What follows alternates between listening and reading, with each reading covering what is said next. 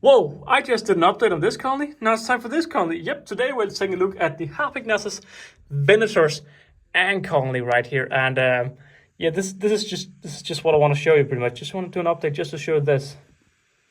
Anyway, thank you all very much for watching, and goodbye. No, I'm kidding. Yeah, they're doing brilliant. I mean, I would say they're doing brilliant, but there are actually not that many larvae at the moment. We have a few larvae in here. Wonder what's up with the mite corner at the moment. Is the mite corner empty of mites? Looks fairly empty. But yeah, there's just so many workers now. I have no idea how many we actually have, but this is of course the main nest. By the way, there's so many of these elates that I have no idea which one's actually the queen.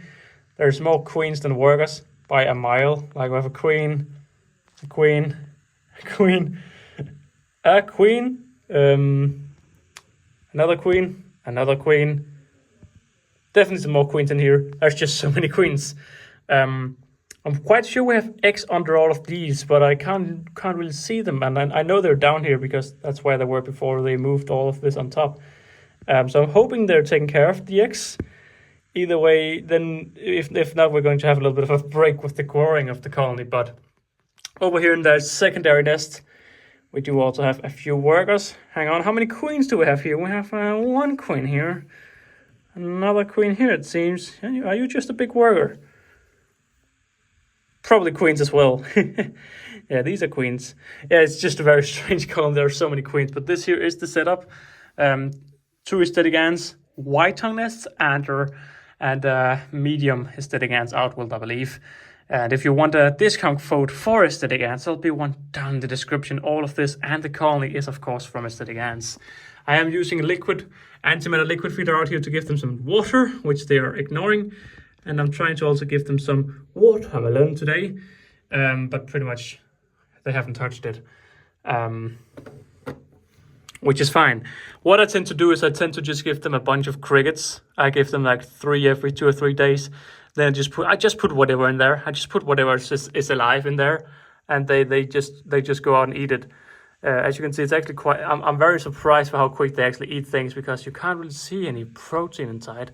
And yesterday I fed them 4 crickets, and they took all of the 4 crickets.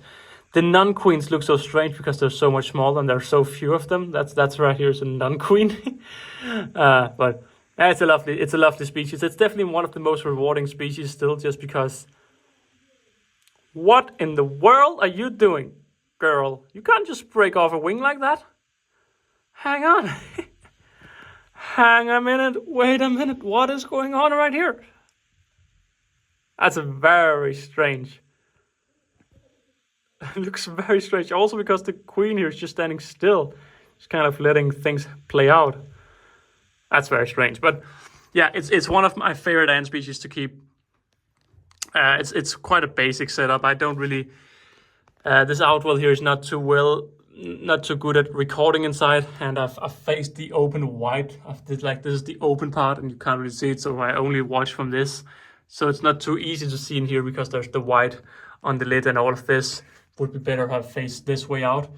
But it's generally, I look at the colony like from up here, and you can't really see much of what's happening.